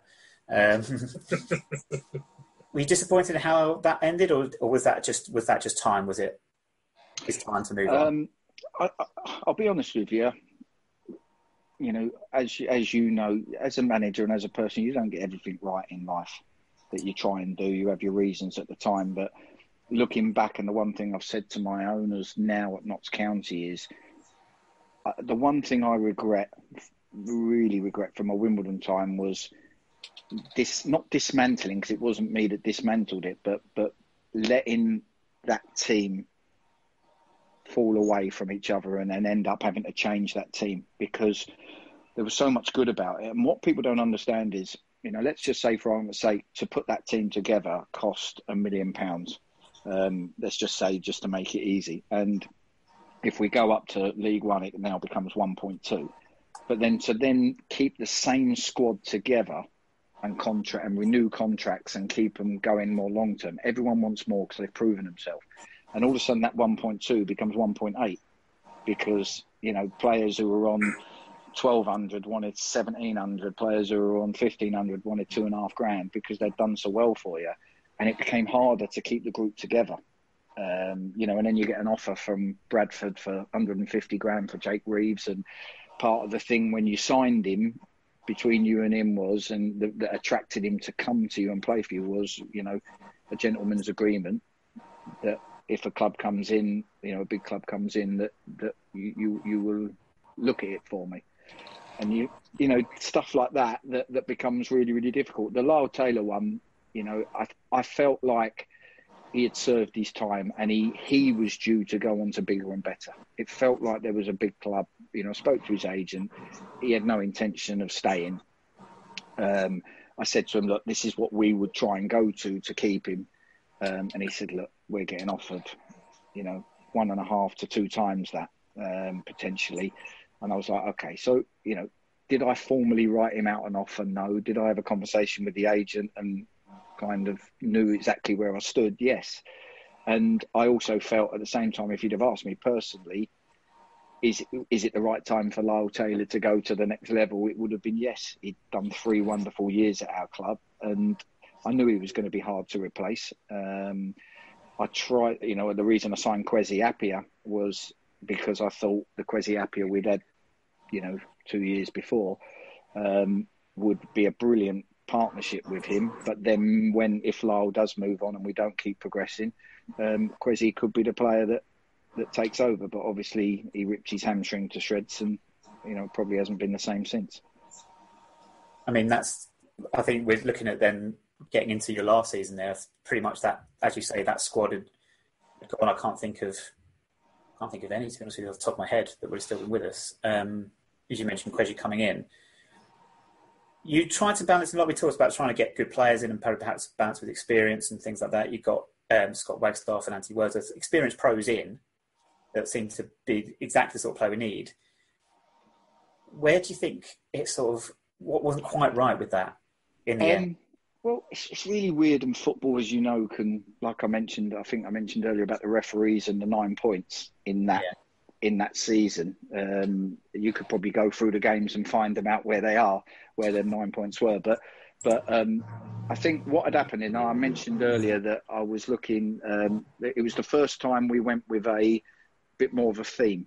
So, at the end of the season, I'd had a conversation. We didn't have a head of recruitment. We had no one out there looking for players for us. And it was something I was trying to do for a year or two before to try and go to the next level. And we looked and we talked with the board, and they was talking about, back in the day, Wimbledon used to get good non-league players and young players and hungry players, and maybe that might be something we wanted to do. So we said, okay, so we started looking best we could to bring the best players from league below, a Mitch Pinnock, people like that, taper it off and add, a Joe Pigott who we brought in the season before, taper it off with somebody like a Wagstaff and a Wordsworth and see if we can get it right. Terrell Thomas was another one, played at lower leagues and was a young lad. So we tried to get this young, vibrant team in. And again, I look back and say, could I have got another year out of Barry Fuller? I thought it was probably the right time for Paul Robinson. Would it have been better to keep George Frankham, somebody who knows how we do? And you kind of wrestle with all these things, but we was trying to move in a different direction. And that pre-season and that start of that season, there was quite a lot of positivity about the place. We'd had a really good pre-season. We should have battered Coventry and lost penalty. Scott Wagstaff last minute, as clear cut as you're ever going to get. And we beat Fleetwood and totally outplayed them in the first game of the season. Went away to Barnsley, who were the best team in the league possibly, and had a battling 0-0 draw. So there was a lot of positives going into it. And then all of a sudden, like I said, the Sunderland game, bits and bobs, we just started. And because we had a young team, I found it harder and harder to try and get them out of this rut they were in. And I took them for walks. I took them for a cup of coffee one day at training, and we had a chat. Let them, what do you think? We tried every little thing, and whatever we tried, something happened in a game that would, whether it was a ref or a mistake or whatever, that just kept us going. And as we got towards the end, the confidence was a little bit drained from the group, no matter how hard they tried, that momentum. And that's what happened, unfortunately. How difficult was it for you personally? Because I'll be honest with you, I saw you a couple of times, 4 games, and you looked like you had the world on your shoulders. I think you aged. I look at a picture now when you first joined, when you left. But to me, I'll be honest with you, it looked like you had the world on your shoulders, and no matter what you did, just didn't seem to work. How difficult was it for you back then? Yeah, I think, when I look back on it, I know how I felt during the time. I think, people ask me about the way it ended and when I left Wimbledon, and I just think, maybe 6 years is a long time. Maybe it was time. Obviously it was because I left, but it's very, very difficult to know when the time is until you get to that time. And what looked like a promising start to the season and a vibrant young team quickly deteriorated. We had the Deji Oshalaja incident with him not getting sold. We had loads of little bits that went on. Meadsy retired, Cody McDonald retired. Loads of stuff that happened in that window that we couldn't have planned for, that all of a sudden left us needing more loans. We'd used up all our loans, different things. And yeah, it did get to me, and it was my club. And it's hard because we've talked about so many good times and so many good players we brought to the club, success we brought, keeping them up, getting them promoted, all this kind of stuff. And it was sad to end up where it ended up, with the world on your shoulders. And I'd had a conversation with Eric and Ivor the Tuesday before the Stevenage game in the Checker Trade. And, I just felt after the conversation that this was probably the right time, because they were always 100% behind me. But I think they were even feeling the pressure. I could see it on their faces, that it felt like a lot of people were getting fed up with me as manager, and they were finding it hard to perhaps, be as positive as they normally was. And you know, we won that Stevenage game, and then I had a chat with the staff. We went into the FA Cup game live on telly on a 3G pitch with the rain coming in sideways, and you couldn't have thought of a worse, most difficult conditions live on telly. And I think my wife's mum had messaged her and said, "I've seen Neal on telly. He looks horrendous." And you know, I knew going into that game it was going to be my last game as manager. I knew I felt it after my meeting. I knew where it was going, and you know, I thought the best way to go is to try and tackle this one game, not try and finish before that game. And obviously, it couldn't have been a harder game with the conditions. But I just the whole way through it, I was just thinking, you know, don't go out with a negative result. Don't go out on your sword in a bad way. And you know, we got through it. The game went, but I knew. And that weekend, you know, the rest of it happened. It's interesting because on the podcast, when we done the podcast, I quite happily say, you know, we were very much all behind you, and we got grief. Nick and I will say we got grief. I think so much grief. Well, I'd be polite, but we got absolutely hammered. And the reason for it simply is that we'd had such a good time. And I think it's really important that when a manager does well for you, you remember what that manager done. You don't. And I think sometimes we've said it now. I think sometimes Wimbledon fans have never used to be struggling. We've always gone through the leagues, and you know, if you go back to obviously when you were a kid at Wimbledon, we were used to being the underdogs and, you know, really fighting hard. But I think Nick and I think we got to a stage where we just felt it was the right thing for you personally, because there's nothing worse than seeing somebody you respect and like going through that, and no matter what you did, you just didn't seem to have any. Even the draw you got, the FA Cup draw, I remember looking at it and thinking, what has he walked under? Because you do not. That was a typical cameras and that sort of thing. Yeah. Do you look back now and think? You know, should you have gone in? Were you thinking maybe gone in summer after a really? Do you know what I mean? Because obviously, the reason we wanted to do this interview was because you left and we didn't really get a chance to discuss that. Do you know what the hard thing is? You know, I can't just afford. You know, I haven't earned enough money in my career to just afford to go, right, that's me, and not know when I'm going to work again.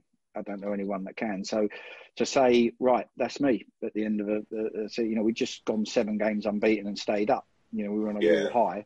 And I knew there was a rebuilding job, but, you know, we was on a high and it felt good. And I knew stuff we needed to try and do to be better.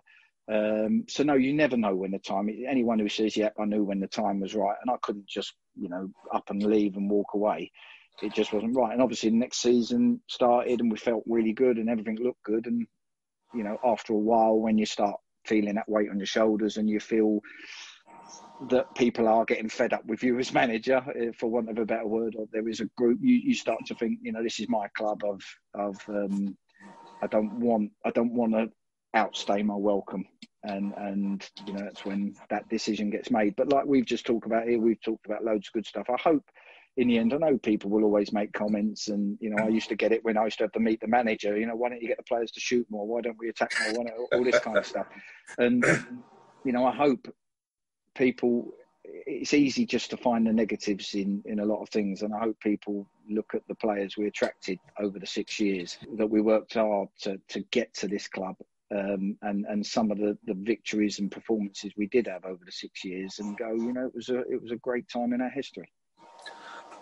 Just very quick, I have to ask Neal, you talk about meeting a manager, which we enjoy it. But did you always expect the question about why do we not have a man up at a corner? Yeah, I get it. I get it at Notts County. I get it at Notts County now.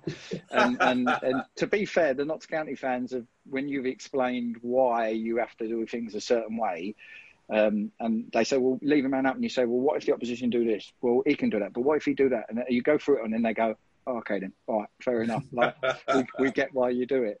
You know, you say if it's good enough for Liverpool, Man City, all these teams. Then, yeah. We had it every year, didn't we? Every year I was sitting there, and my wife would go to me, "How long is it going to be before someone asks that question?" Or we'd put a bet on the most serious question on that. But you always dealt with them very well, anyway. Yeah, to be fair, there was a guy in my last one that asked, you know, when we had the tough season and we stayed up, we won the 7 games just before I left. a guy, everyone asked nice questions, but there was one guy who asked a difficult question, said about he felt the season was negative, we didn't attack well enough, we didn't have enough firepower, blah, blah. And people were like criticising him. And I said, no, it's a great question. It's a great question. And I went on to explain how we tried to bring a target man in. We lost out on Michael Smith on transfer deadline day.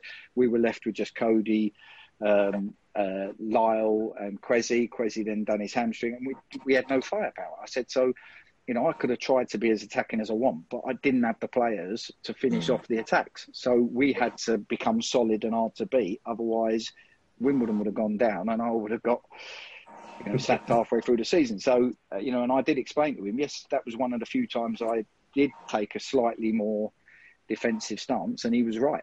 And it was a good question. And on that sort of note, there's a couple of players I want to quickly touch on, because we've talked about Lyle Taylor and the fact that he is now in the Championship.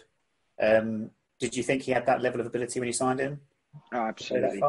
Absolutely. I mean, I think I don't know if you saw his debut in the first pre-season game. He'd literally signed that morning and come on and scored a hat-trick. He absolutely had that ability. And I know you guys, there's probably a question here that you guys want to ask, but I'm going to answer it anyway. I know I got a lot of criticism for playing him on the right at times in a front three and not as an out-and-out forward. But, sometimes, and I know he's our best player, but sometimes there was games where the three worked better. As far as the front three and a midfield three, it was hard to get Dean Parrott into the team sometimes in a midfield two, because he needed to be able to just go and do that.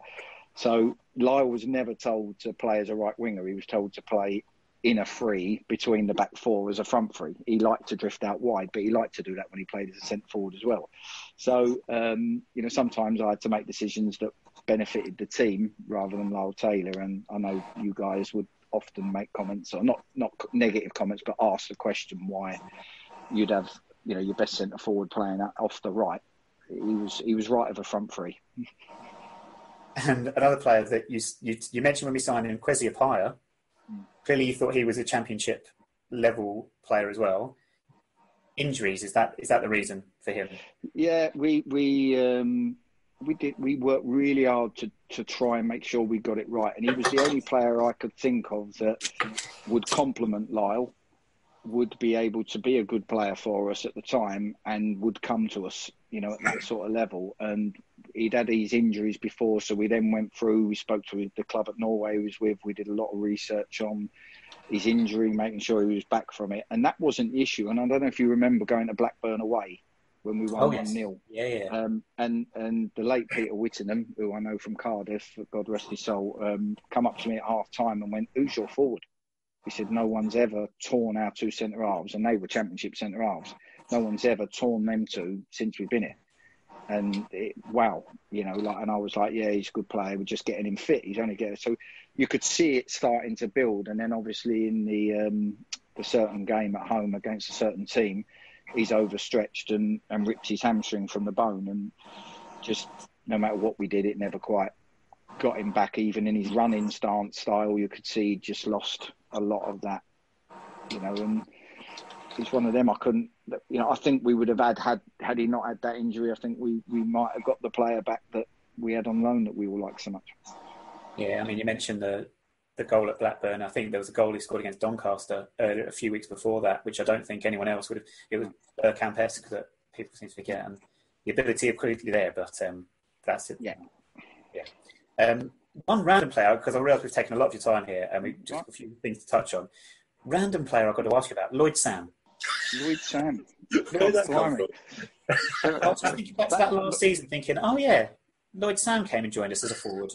Can I just leave you with that name and get your thoughts? It was a bit of a weird one. We felt we could do with somebody to bolster the squad, and he was a free transfer, obviously outside of the window, and the window had gone. And we had him in training. He'd done quite well in training and showed up really well. And then you looked at his pedigree and his history, and you thought, well, this player's got all the signs that he could be a really, really good signing. It was on not a lot of money. So we just said, let's bolster the squad. We're going to have a tough run in. We're going to have loads of games. And we added him in. He didn't play a bundle, obviously, but he wasn't coming in as a a desperate mainstay. Fair enough. Right, there are so many players who could ask you about so many things. I mean, what I would like to do in terms of your managerial career is finish on something we haven't talked about, and that is it is the Milton Keynes situation. Obviously, you've got it both ends at the end of your playing career. Well, not the end of your playing career, but your end of your time with us. And then obviously a huge deal. You were the manager in charge the first time we played them, the first time we beat them. We beat them in the league, of course, as well. Of all of those fixtures, I know we beat them 2-0 in the league. We won 3-2 at their place. In a strange way, the proudest moment I had, though, of those fixtures was the very first one. Do you sometimes look back on Stephen Gregory's chance and think, oh, if that had just been 1 inch the other side?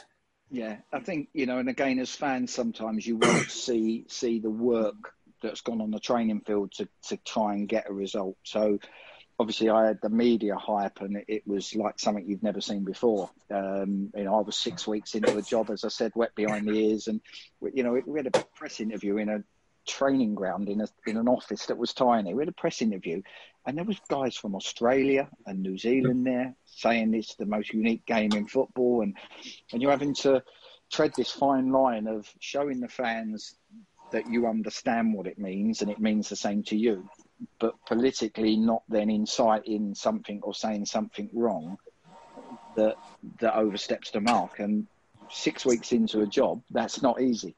And at the same time, you had a team to prepare for a game of football when clearly the team we had at that point compared to the team they had at that point, there was a superior difference. And we had to go into this game and somehow treat them like they was Liverpool and find a way of stopping and playing and give us the best chance of creating something. So the players, we worked so hard on the training ground, the players carried the plan out to a letter.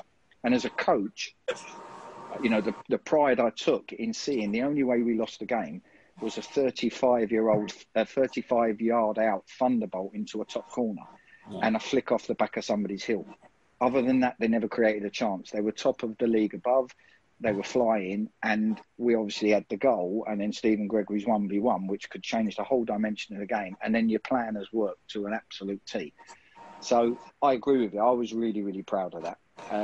It didn't work out, but a lot of work went into it. And not just proud of the performance on the pitch, but proud of how I managed to come through that 6 weeks and not mess up, on the world stage. Did you ever dread any draws, like FA Cup draws or League Cup draws? Because it seemed like every time that we were both in the hat, we somehow just managed to draw each other. I'll be honest with you. I didn't enjoy playing them. And the reason I didn't enjoy playing them because I knew that, I know there's a chance you could be a hero, but I knew what would be said if it didn't go right, the result, and I knew how much it meant. So I just didn't want the extra pressure of that put upon me, you guys, everybody, because I know it will hurt us a lot more than it hurt them. If we beat them, it wouldn't hurt them as much as it hurts us. And that's a weighted pressure on us because of the wrongdoing that we've had. So, but the 3-2 win at their place in the checker trade was a plan that was well executed. And obviously the home win, I was going to Cheltenham the next day, so it made my day. It was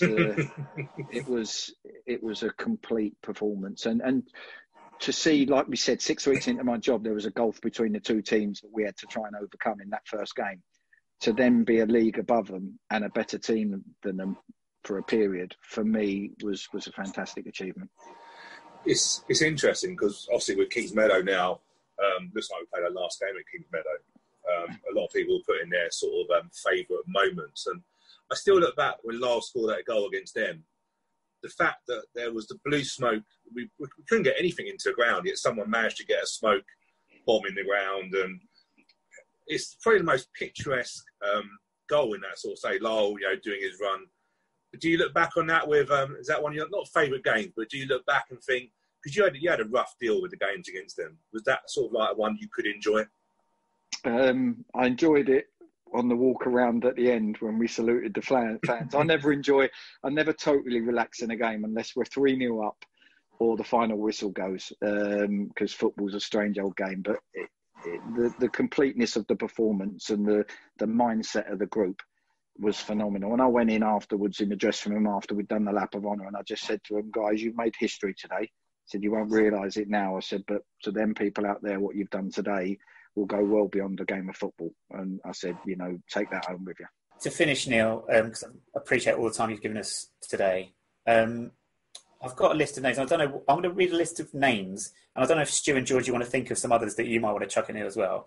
If I just chuck a name at you, and just give you, maybe if you just describe that person in one word or a short sentence, because when you look back over your career and the players you've played with and managed and everything, there's so many characters in there. If I just get your thoughts very quickly, and I have to ask you because I have to. Vinnie Jones is the first name on this list. God, a short sentence of Vinnie Jones. A winner and somebody who's done something incredible with his life from humble beginnings. Gareth Ainsworth?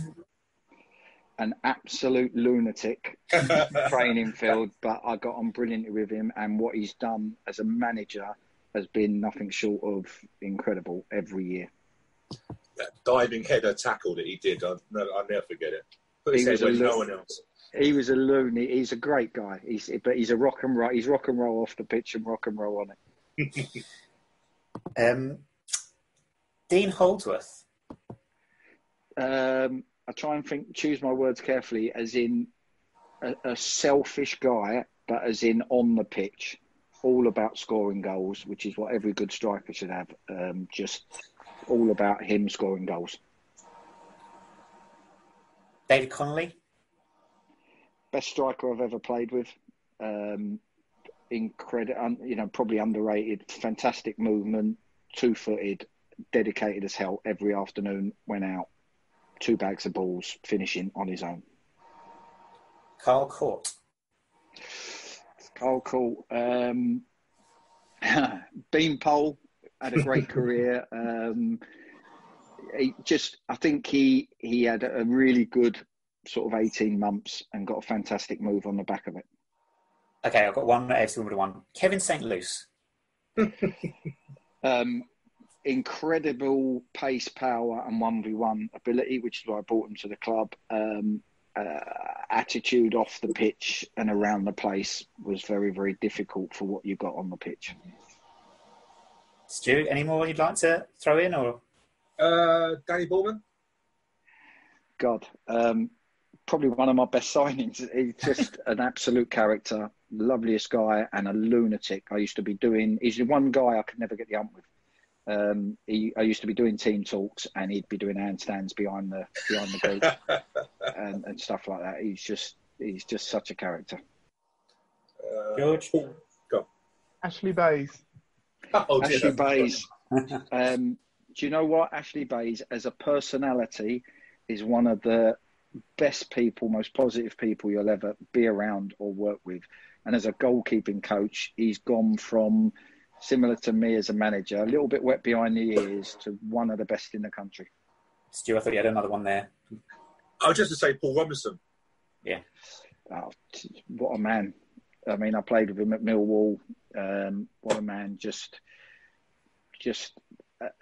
everything. Eloquent in how he spoke, in what he said. He'll be a manager one day. I've got no doubt about that. Wore his heart on his sleeve. And every fan, I'd be surprised if every fan can't relate to him. I suppose as we wrap up, Neal, Plough Lane, are you keeping? I'm sure you are. Are you keeping up to date with how it's looking and how? I don't know about you, but obviously you started at Plough Lane. But when you look at the grounds taking shape, I'm sure how much are you looking forward to coming to? Obviously not in Notts County, but how much are you looking forward to being there? It'd be great. Hopefully, I'll get looked after and a nice bit of food or something when I get there. But actually, it's Wimbledon. I don't hold my breath on that. No, it's great. I think Kings Meadow's done a wonderful job for the history of the club and has got us through and made huge improvements to this playing surface, which is one of the best over the last few years. But it's limited, and I think it will be an exciting really exciting new part. I mean, once we get back playing in football, it'll be so good. And I know you've had, it's been difficult with a certain Prime Minister calling it in and causing us no end of problems and all the stuff. So to keep league status and ploughing throughout this and having to find all of this money and keep the ownership of your club, despite an easier option being out there, is just, it's all part of the story. And hopefully one day that story will be with a packed Plough Lane and a fantastic stadium that I know is going to have to start on basic level and build its way up. But hopefully in years to come, there'll be a night when you just look back and go, wow, look what we did here. That is a beautiful way to finish. Unfortunately, we have one last little quick game to play with you, if that's all right. Okay. No a list of either or questions. Just want to pick the first option that comes to mind and which choice you would make. Okay. Now, there is a disclaimer before we start this one, is that we do ask every single person that does this game to choose on this list between Luton and Watford. Now, I'm worried because the right answer is Luton, but I don't think there's a chance in hell that you're going to say Luton when you're asked that question. Unfortunately, I can't. I had 3 good years at Watford. I must admit, I will tell you a story, and I don't know if I've said this in the podcast before, but actually, once we'd become AFC Wimbledon and there was the other lot were playing in Milton Keynes, you actually scored against them for Watford, as they were the Milton Keynes version. They still had Wimbledon on their shirts at the time.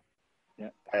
I was actually living in Watford at the time, so I made the trip to see that game. I can not tell you, I was right behind the goal. What is the end behind their goal? The Rookery end, is it? Yeah. Yeah. I was a Watford fan on that occasion. And 4-0 we beat them. You did. 4-0. I think you scored the 4th. I don't think I've celebrated a team's goal more, aside from a Wimbledon goal, more than I did that day. But there is a Luton and Watford question I will ask you. I'm just going to have to phrase it differently to try and get the right answer, all right? So just give a heads up on that one. But we'll start off nice and simple with mushy peas, yes or no? Yes. Epsom or Ewell? Epsom. Did Carol Baskin kill her husband, yes or no? I haven't seen it, but I'm going to say yes because my wife did. Yeah, she did. She definitely did. The letter A or the letter I? A. Does it really frustrate you how many people can't seem to get this right in your name? It does when the press can't seem to get it. And when you email people and you spell it right and they email back and spell it wrong. On that note, Neil Smith or Neal Ardley? It'll be Neal Ardley. Would you rather spend a week in Kingston, Jamaica with Neil Cox or in Kingston upon Thames with Courtney Cox? I'll go Kingston, Jamaica. I haven't seen Coxie for a while. VAR, yes or no? Yes, but in a different sphere. Mick Harford or Tommy Mooney? Mick Harford. Yeah. Should we sack George, yes or no? No. And finally, when you make a cup of tea, do you put the bag in the mug first or do you put the milk in the mug first? Bag. 100% correct. James Shea got this wrong. We've never let him forget it. James Shea, though, top man. I'm sure you'll agree. Certainly is. And playing for a good club in Luton. Just going to leave that there. Neil, you're an absolute legend. Absolute honour to be able to speak to you today for a long time as well. So thank you so much for giving me so much time of yours. All we can just say is thank you very much. We wish you all the best, of course, for the rest of, well, whatever happens at the end of this season, then going forward with Notts County. I'm sure we're back in the Football League in the not too distant future. And all the best. Listen, a lot of fans won't be listening by now. They'd have been bored and turned off. So we're all I'm sure that's not true. they won't worry about this bit. No, listen, it's been a pleasure. I've got nothing but good memories and good things to say about the club. It's been a major part of my life for a hell of a long time. So, I'm just thankful that I've had the opportunity to come on and talk football with you guys. It's been a pleasure. Absolute pleasure. Thank you, Neil. Absolute pleasure, Neil. Thank you very much. And thank you, everyone, for listening. That's it. We'll be back some point next week with more lockdown episodes. But for now, I will say thank you, George. Thank you. Thank you, Stu. Thank you. And thank you, Neal. Thank you, and stay safe. And then I'll sign off as usual. Alexa Blissbag, first milk last. We'll speak to you again next week.